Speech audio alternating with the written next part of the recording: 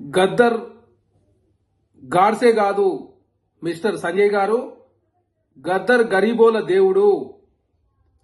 అదే కాకుండా తెలంగాణ రాష్ట్రానికి జరిగినటువంటి పద్మ అవార్డులలో తెలంగాణకు అన్యాయం జరిగింది. ఆంధ్ర రాష్ట్రానికి 5 పద్మ అవార్డులు ఇచ్చినని చెప్పేసి కాంగ్రెస్ పార్టీ ముఖ్యమంత్రి రేవంత్ రెడ్డి గారు మాట్లాడితే గద్దర్ గారి పేరు తీసుకొచ్చి వివాదాస్పదం చేసే ప్రయత్నం బండి సంజయ్ గారు చేస్తా ఉన్నారు.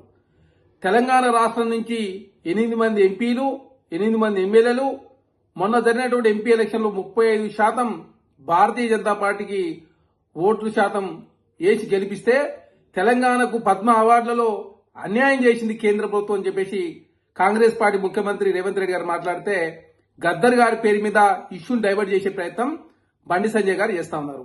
అదే కాకుండా ఇక్కడ గద్దర్ గారికి మావోయిస్టునో లేదు నక్సలైట్ భావజాలం ఉందనో వారికి పద్మ అవార్డు అని చెప్పేసి రాష్ట్ర ప్రభుత్వం రిఫర్ చేయలే. వారు సాహితీ కావచ్చు, కళలు కావచ్చు, సాహిత్యంలో వారు అందించినటువంటి విశిష్ట సేవలకు మాత్రమే పద్మ అవార్డు ఇవ్వాలని చెప్పేసి రాష్ట్ర ప్రభుత్వం రిఫర్ చేసింది. అదే కాకుండా పద్మ అవార్డులు భారతీయ జనతా పార్టీ ఇచ్చే అవార్డులు కాదు, అది కేంద్ర ప్రభుత్వం ఇచ్చే అవార్డులు, అవి జాతీయ అవార్డులు. భారతీయ జనతా పార్టీ ఇచ్చే అవార్డు అయితే మీ భావజాలను ఉన్నోళ్ళకి ఇచ్చుకుంటే ఎవరికి అభ్యంతరం లేదు. అదే కాకుండా వివిధ రంగాల్లో సేవలు చేసిన వ్యక్తులకు మాత్రమే పద్మ అవార్డులు ఇస్తారు.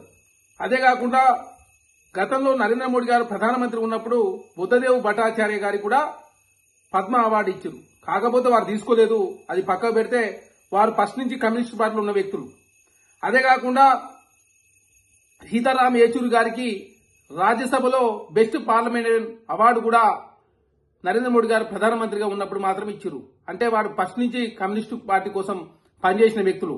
కాకపోతే మరి వారికి బెస్ట్ పార్లమెంటరీ అవార్డు ఎందుకు ఇచ్చింది భారతీయ జనతా పార్టీ అంటే వారు అందించినటువంటి సేవలు కావచ్చు, అనునిత్యం ప్రభుత్వం మీద పోరాటం చేసినందుకు వాళ్ళ పర్ఫార్మెన్స్ చూసి మాత్రమే ఇస్తారు తప్ప ఇక్కడ అనవసరంగా రాజకీయం చేసే ప్రయత్నం భారతీయ జనతా పార్టీ బండి సంజయ్ గారు చేస్తున్నా కనపడుతోంది. బండి సంజయ్ ఒక కేంద్ర మంత్రిగా మాట్లాడతలేడు, ఒక సాధారణ కార్యకర్త లాగా ఏది పడితే అది మాట్లాడుతూ తెలంగాణ సమాజాన్ని తప్పుదారి పట్టించే ప్రయత్నం బండి సంజయ్ గారు చేస్తా ఉన్నారు.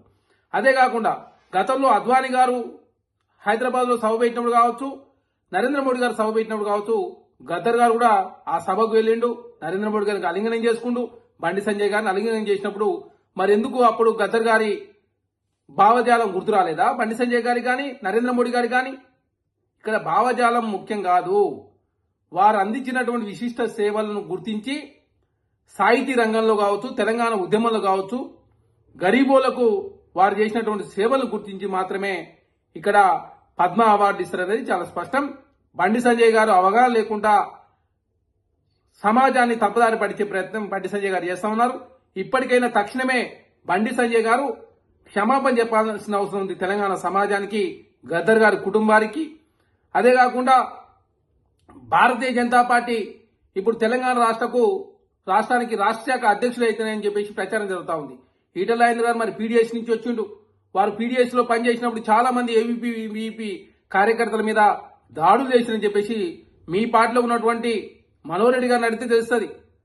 కాబట్టి భారతీయ జనతా పార్టీ ఓట్ల కోసం ఏదైనా మాట్లాడతారు. కాబట్టి బండి సంజయ్ గారి వ్యాఖ్యలను తీవ్రంగా ఖండిస్తూ గద్దర్ గాడ్సే కాదు, గద్దర్ గరీబోల దేవుడు కాబట్టే తెలంగాణ రాష్ట్ర ప్రభుత్వం పద్మ అవార్డు ఇవ్వాలని చెప్పేసి రిఫర్ చేసింది. ఇష్యూని డైవర్ట్ చేసే ప్రయత్నంలో భాగంగా బండి సంజయ్ గారు ఇట్లా వ్యాఖ్యలు చేసిన కనపడతా ఉంది. వారి వ్యాఖ్యలు తీవ్రంగా ఖండిస్తా ఉన్నారు.